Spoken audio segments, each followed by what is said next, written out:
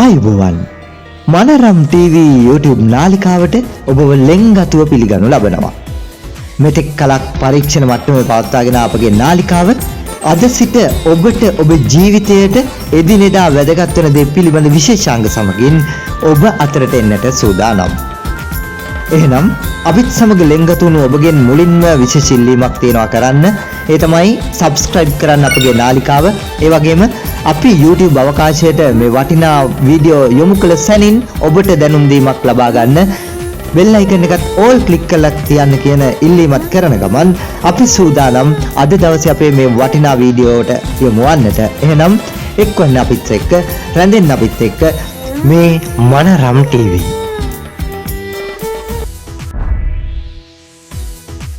You are watching Manaram TV.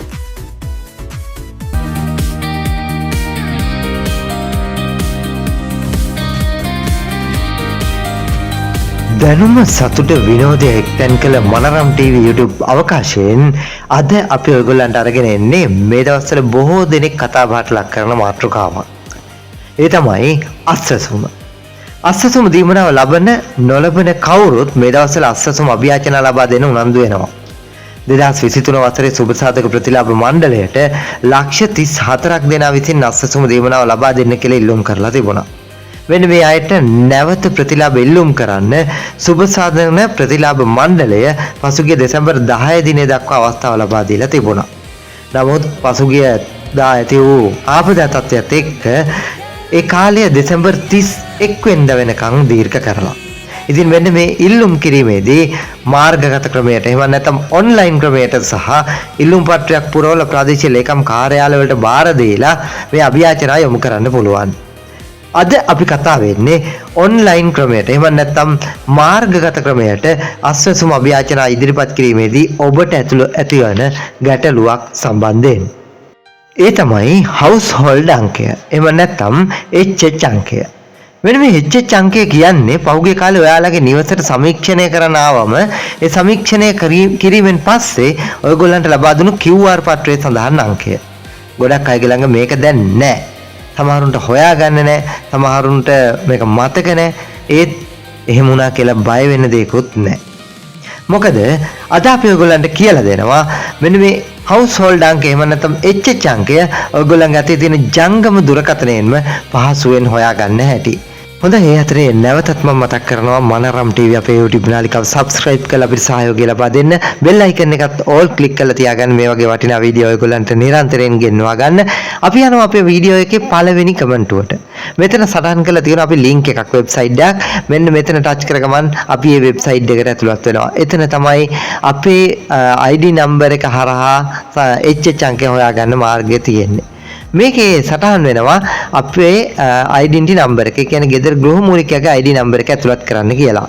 අපි අපේ ගෙදර ගෘහ මූලිකයාගේ ID නම්බර් එක තමයි මෙන්න මෙතෙන්ට ඇතුළත් කරන්න ඕන හවුස්හෝල්ඩ් අංකය ලබා ගන්න. අපි ඇතුළත් කරලා බලමු.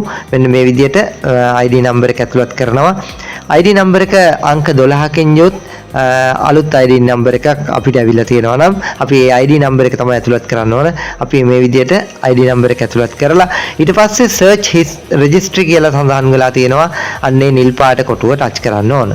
මේක ටච් කරගමන් අපිව අරගෙන යනවා අපේ welfare benefit board එහෙම නැත්නම් අපේ සුබසාධක ප්‍රතිලාභ මණ්ඩලයේ අපේ තොරතුරු ගොනුවට.